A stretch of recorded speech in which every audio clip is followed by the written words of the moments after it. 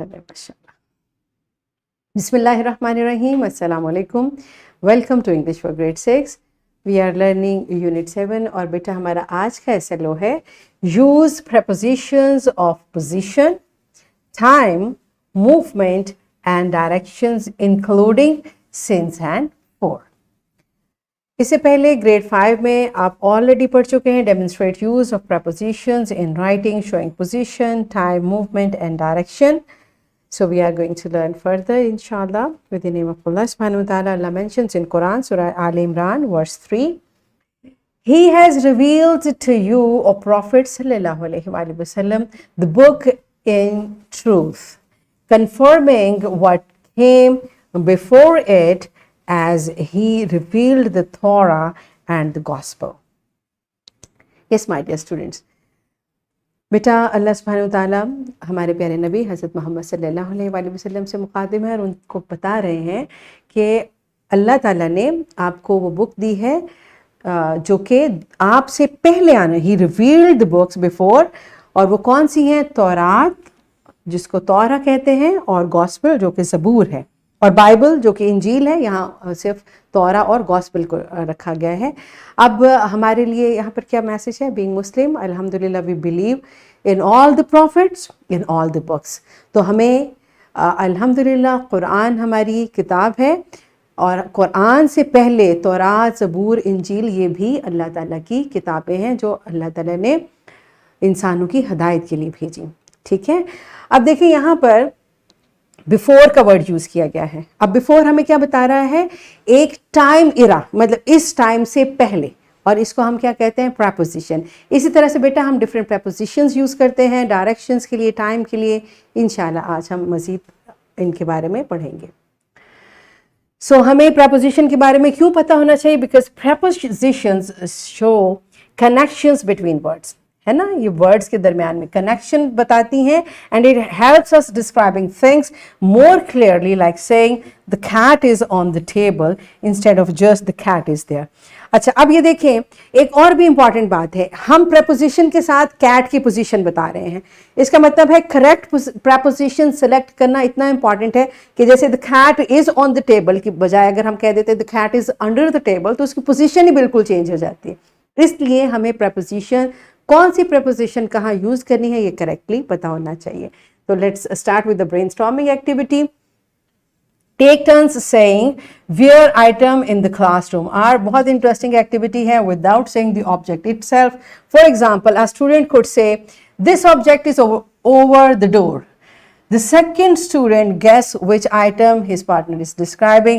It's a clock or it's a chart or it's whatever. आपने देखना है, ये आपको क्लू देंगे preposition को यूज करते हुए, और आपने बताना है कि वो ऑब्जेक्ट क्या है।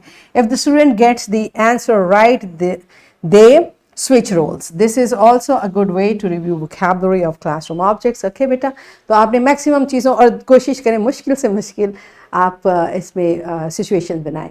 तो pause the video, enjoy the activity and then come back.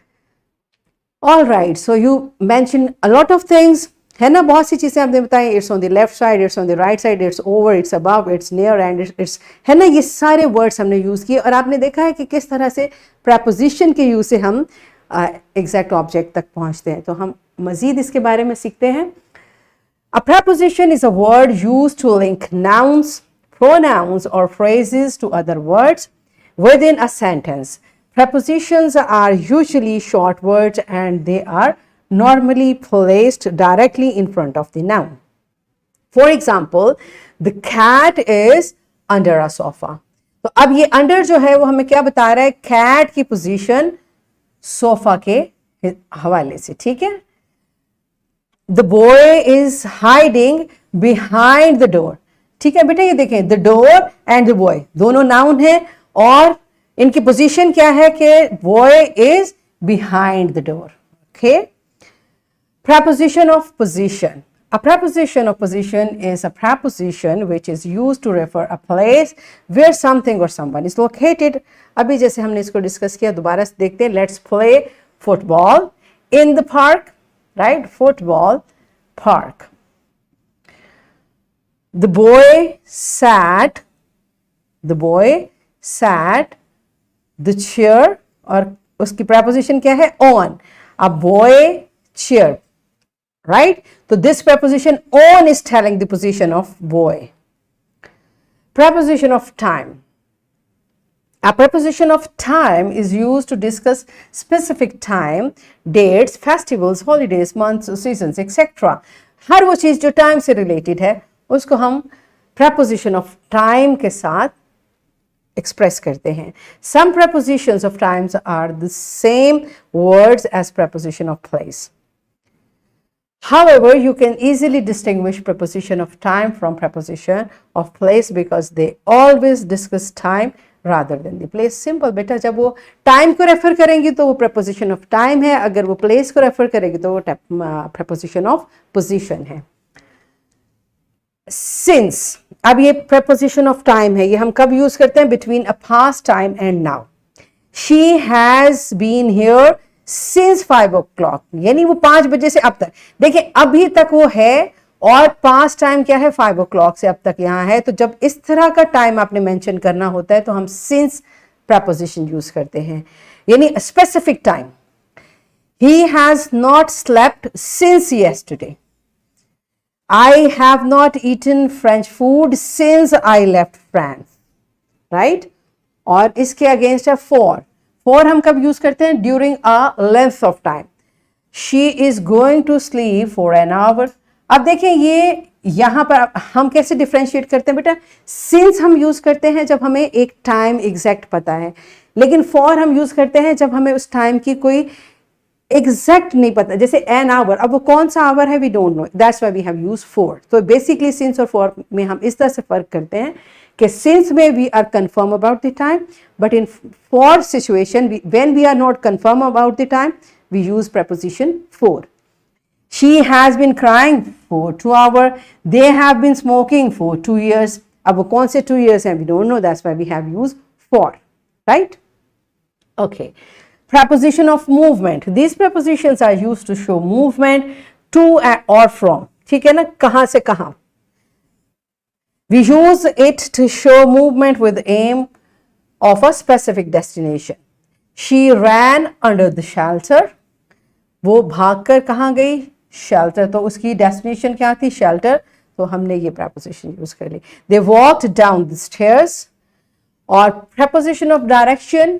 Preposition of direction tell you where to go. और इसके कैसे हम करते हैं? For example, walk. Walk along. Go up. Turn left. Make a right.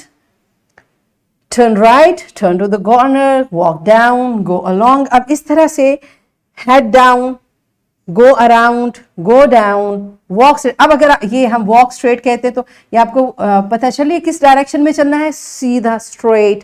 तो वो words, वो prepositions जो हमें डायरेक्शन बताती हैं उनको हम preposition of direction कहते हैं. So let's practice. अब आपको जो हमने अभी prepositions discuss की हैं उनको practice करते हैं. Work together in small group. Use prepositions of movement to describe the most interesting journey that you can think of. You can use words from below. यहाँ पर आपको words दिए गए हैं prepositions. आप इनको use कर सकते हैं जो आपको ज़्यादा appropriate लगे. Your teacher will tell you if you should also write a descriptive or draw the journey. Okay? तो यहाँ से आप इन word banks को use करते हुए एक interesting सी अपनी journey बताइए. Pause the video, enjoy the activity and then come back.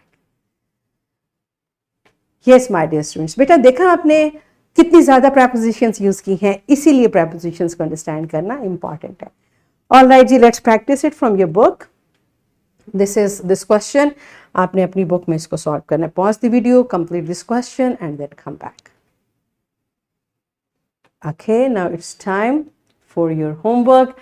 Keeping in mind the use of since and for, make 10 sentences to indicate preposition of time. और ये एक map दिया गया है. इस मैप को देखते हुए आपने draw simple map to show preposition. आपने इस मैप को देखते हुए कुछ सेंटेंसेस लिखने हैं. ओके, ये आपका होमवर्क है और here is a worksheet. Teachers kindly इस वर्कशीट को प्रिंट करें और बच्चों को दीजिए ताकि वो preposition के मज़ीद प्रैक्टिस को इस वर्कशीट पर कर सकें. So that's it for today.